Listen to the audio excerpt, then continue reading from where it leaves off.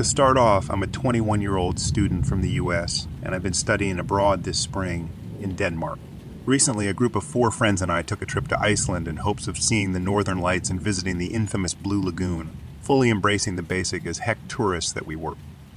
We all had a keen interest in the natural beauty of Iceland and spent most of the 3-day trip driving to natural wonders and scenic spots. We saw glacier lagoons, incredibly tall waterfalls, huge mountains, geysers, but also some of the most barren, desolate land I've ever seen in my life.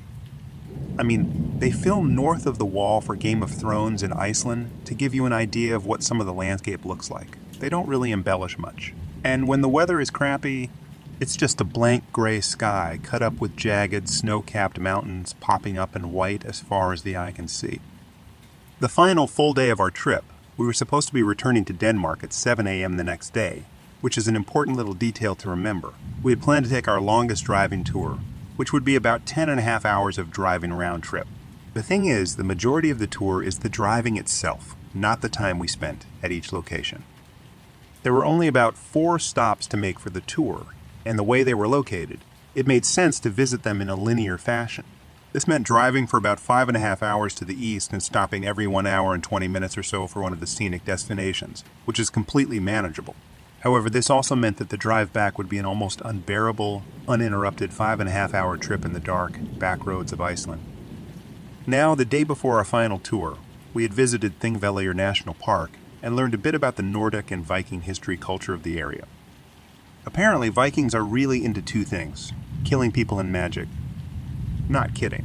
Runic stones and ancient runic magic originated with Viking culture and Nordic mythology, sometime in the early 800 AD. It turns out some of the most barren areas of Iceland were said to be cursed under runic magic by disgraced Vikings and their victims who haven't passed on to the afterlife. These spirits that inhabit the land can be violent and treacherous, according to the probably stoned, inexplicably young Iceland park ranger, which also apparently explained the wicked and deadly bad storms of the Icelandic southern coast. Anyway, back to our final day of travel in Iceland, and we finally arrived at our final and farthest spot of the day. We decide to make our visit quick, just about 30 minutes, as it is already 6:30 and the sun is beginning to dip behind the jagged mountains. We know we won't make it home before dark, but it would be nice to make only 3 of the 5-hour trip back to our hotel be in the pitch black and freezing night of Iceland. So by 7 p.m. we've all piled back into the car, exhausted and excited for some precious reclined sleeping before a very early wake-up call. As it's so planned, we should arrive at our hotel midnight, giving us about 4 hours of precious sleep before our flight, much to my chagrin, and make it to the airport with plenty of time. With the ridiculous 2-hair early airport rule, our 7 a.m. flight pretty much dictated we get there at 5 a.m. But, of course, we had plenty of time, or so we thought, to get back. It's on our journey home through the impossibly dark, windy, quiet, barren wasteland that things began to get strange. First off, the road we were taking to return to our hotel was the exact same road we had traveled out to where we currently work. It was a 2-lane highway, almost the entire ride, so the scenery should have looked nearly identical to the scenery on the drive-in. But the weird thing was, almost immediately, none of us could recognize the landscape we were seeing. It looked like Iceland, of course, but certain landmarks or spots we saw on the drive-in were gone. We talked about it a little bit, one girl suggesting it was merely the change in weather, increased fog, etc. I would have chalked this up to the darkening day, but seeing as it doesn't get fully dark in Iceland until almost 9:30 p.m., and we had stopped seeing recognizable locations just 20 minutes into our return journey when it was only 7:30-ish. It was strange, but we figured our exhaustion memories were just playing tricks at our expense. Still a bit unnerving, though, like we were lost or going the wrong way, even though we couldn't be. Then the weather started changing. It would change so rapidly in just a matter of minutes.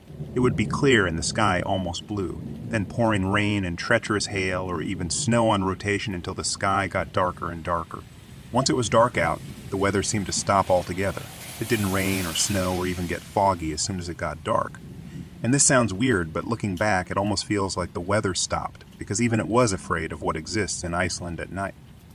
Since the weather stopped and the sky was just a clear swath of blackness, we realized we had a pretty good chance of seeing the northern lights, and we knew the closer we got to the city where our hotel was, the less likely we would be able to see the lights at all.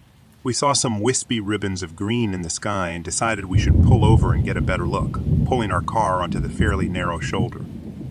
At this point, it was 10:30 p.m., and we were still about 2 hours away from our hotel, on track for our plans. This pit stop will be worth it, I say to myself as we all justify spending another half hour hoping for the lights to materialize and the strong bands of color we drooled over in National Geographic photos. The spot we chose to watch the lights had a landscape that was unremarkable, just the same jagged, imposing mountains we'd been seeing for miles. But upon exiting the car, the mountains immediately felt 100 times closer. Like I was standing at the bottom of a canyon rather than an open area with mountains circling the perimeter. I almost shat myself, and all the breath I had left my body instantly. The mountains had literally zoomed in off the horizon and stopped just feet from the shoulder of this highway. I genuinely thought I was having an acid flashback or brain aneurysm when I heard my friend say, "How the fuck did that happen?" "You saw it too," I whispered back. Everyone in our group nodded, completely baffled by the suddenly moving mountains. I'd say we were more incredulous than scared at that point until the darkness started moving in. At first, it just rolled down into our new canyon in long, inky black wisps. Then, terrifyingly, it began pouring in at the top of the mountains like flowing water filling a bathtub. And then the sound started. I don't think any of us realized how utterly silent everything was until all we could hear was one noise. I'll never forget it. I would have sworn to you it was the sound of marching, like heavy rhythmic pounding of leather boots on stone and ice. And the more we strained to hear it, the more intense and seemingly closer the sounds became. At this point, we were ready to nope the fuck out of there because none of us wanted to find out what the sound actually belonged to, and everything was already 1000% more unexplainable than we could imagine. Also, at this point, the fog-like darkness had enveloped nearly everything, and we could barely see the road with the brights of the car. As we started off again, we couldn't even tell if the mountains had returned to their original locations, as the enveloping, inky black darkness made it hard to see more than 20 feet in front, side, or back of us. After about 2 miles or so was when the fatigue set in. And not the type of fatigue where you might doze off in class or sleep in on a school day, but the type of fatigue that makes your body ache and head feel like absolute mush. I vaguely remember commenting on my exhaustion and realizing everyone was asleep, just minutes after having all been awake and on edge from the mountain incident. We were still a solid hour and a half from our hotel, and I remember thinking I needed to ask a friend to take over driving for me because I was very nearly passing out behind the wheel. I looked at the dashboard clock and it said 11:13 p.m. That's the last thing I remember before waking up simultaneously with my 4 friends in the car parked in the lot of a grocery store near our hotel at 4:13 a.m. Literally 5 hours later, with zero recollection as to how we got the final hour and a half to the hotel. We were obviously spooked, and one girl wanted to go to the police, thinking some sort of foul play was afoot. 5 people don't wake up in a car 5 hours and 75 miles later with no memory of it. We did a quick check of ourselves and our things, determining nobody was hurt and our stuff was still there. Nothing was amiss. We decided there was no time to involve the police. After all, what would we even say? Because we needed to be at the airport no later than 5 a.m. for our 7 a.m. flight, and we'd rather just get the fuck out of Iceland rather than dealing with whatever messed up, time-altering, mountain-moving, inky, black Viking magic was taking place. It's been about a week since that trip, and I still haven't told my friends about the note I found. Back at the first national park we stopped at during our first day in Iceland, I bought a book on ancient runes to give to a friend back in the States. It was a small, kind of funky book with just nice pictures and an explanation of runes. When I got back to Denmark and unpacked my things, I pulled out the book to rifle through the pages and take a minute to read the text. As I'm flipping through the pages, a piece of paper that didn't match the pages of the book fell out. I figured it was just a price tag or bookmark till I looked down. On a black scrap of paper, written in the faintest white scrawl, but still clearly written, were the words "drive faster next time." This book had been in my backpack in the trunk of our car for the entire duration of our creepy drive home, and only ever in my possession from then on out until I arrived home. So I'm fairly certain no one of my friends could have written the note and slipped it into the pages themselves.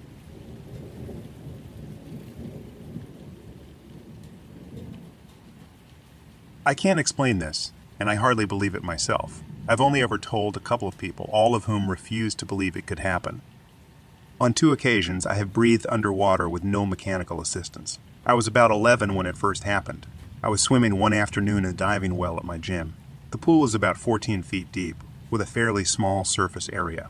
I've always been a strong and confident swimmer and loved to dive to the bottom of the pool, flip over, open my eyes, and look up at the surface. So I dove down, and sitting against the wall, I had the overwhelming urge to breathe in. I refused this thought, disbelieving and scoffing at my brain's sheer strangeness. But the thought came again, and it was utterly convincing. I can't explain why I decided to breathe in. I just know that I would never choose to do that, but in this instance I did. I took the most careful, mincing breath in. I could feel great pressure, but I breathed normally.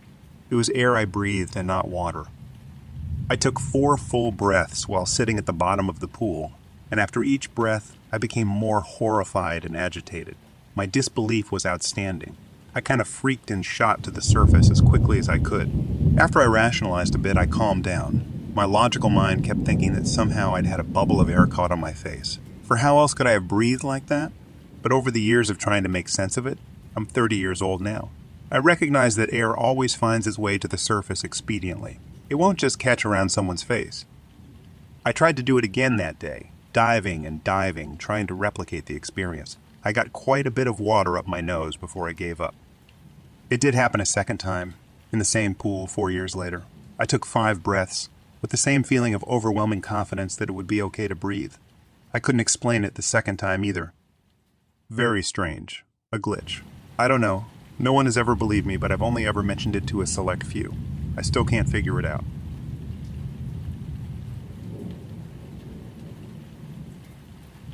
It happened in early 2000 when I was working at a juvenile detention center in a small town in Oklahoma as a corrections officer. I was working nights at the time and went to work at 9 p.m. This one night when I arrived for work, my supervisor looked confused and asked me what I was doing there. I said, "I work tonight." And he said, "But they said you called in a few hours ago saying that you were sick." I was a bit confused and said it must have been someone else, and they got the message wrong. After everyone else showed up for work that night, it was a bit more weird, but we carried on as usual and assigned everyone their places for the night. I went to work in the control room where I usually work. The control room is the center of the prison that has direct control over the cameras, doors, phones, and everything. After I relieved the guard on duty and settled in for the night, I looked at the message that said I called in. It said that I had called at 6:50 and said that I had gotten sick while out cleaning up after the storm. There had been a storm the night before, and it was a bit bad, but not anything that I had to go out to clean up. It was truly weird. The supervisor came into the control room about that time. He was also a friend of mine outside work, and we started talking about it and how odd it was. I decided to call my wife at home and tell her about it while he was still sitting there. I picked up the phone and dialed. After 2 rings, a man picked up the phone and with a raspy voice said, "Hello?" I didn't know what to say for a few seconds. I looked at the phone to make sure I dialed the right number, and I had. After a few seconds, the person said, "Hello" again in the same raspy voice. I said, "Hello. Who is this? This is Taylor." "Who is this?" the person said. My head started spinning because my name is Taylor also. I said in almost a scream, "Where is Ann?" He said, "Ann's in bed." "Who is this?" I dropped the phone and told my supervisor to ring me out. I had to get home, and I took off towards the door. I could hear Dave pick up the phone behind me and say, "Hello," followed soon after by, "What the fuck?" rather loudly.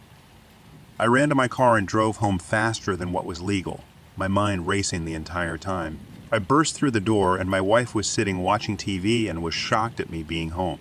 I asked her who was there, and she said no one has been here. After a rather long talk with my wife, I went to call the prison to tell them what was going on, but the phone was dead. I went back to work, and when I came in, Dave was acting weird and asked me, "How the hell are you doing this?" He told me that when I left, he picked up the phone, and the person on the other end sounded like me. He kind of freaked out and hung up the phone. A minute later, as he could see my car leaving the parking lot, I had called back from home and asked what the fuck was going on. He said that I was a bit irate and said I was sick and did not feel like playing these games and was telling him to stop prank calling me, and hung up. After convincing him I had no idea what was going on, we went back to work.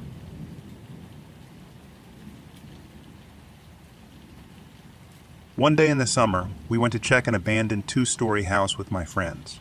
We didn't know at the time if the house was haunted or simply abandoned, but we just went to explore. It was around 8 p.m., so it was still daylight outside, allowing us to see around clearly. To get inside the house, we needed to jump from a small wall fence to the small garden it had. There were 4 of us there, including me, at the time, and we saw that the door was really old and green in color, wooden with spider webs and such, and it was locked with some rusty iron wire. We tried opening the wire with our bare hands, but we couldn't open it, so one of my friends had the idea to kick the door in hopes that the wire would break and we could enter the house. My friend kicked the door with force, and it opened fairly quickly with one good solid front kick. The door was wide open now, and we could see some of the house. However, when he kicked the door, a big chunk of cement from above the door wall broke and fell down near our feet, making a strong smashing sound and leaving a big hole above the door. This is important for later. Keep it in mind. We were happy and laughed that we had finally gotten inside. However, the inside of the house was really small and dusty with spider webs and such. It had 2 mini rooms, one to the left and one to the right, around 3 by 3 in size, so you can guess they were really small. They were just empty rooms with marble old floors. Nothing special about them. In front of the door, at a 2-meter distance, there was one broken black spiral staircase that we didn't go up to check the rooms above, as it was about 3 meters high and broken, so we didn't take the risk to climb it. We were pretty disappointed that after the locked door, there was nothing else interesting to see there, so we simply left the house the way we came, leaving everything as we left them, and went to chill in the park to talk, enjoy a cola, and some snacks. At around 11 p.m., we started heading back home from the park. On our way home, we passed this house again, so we said, "What the hell, guys?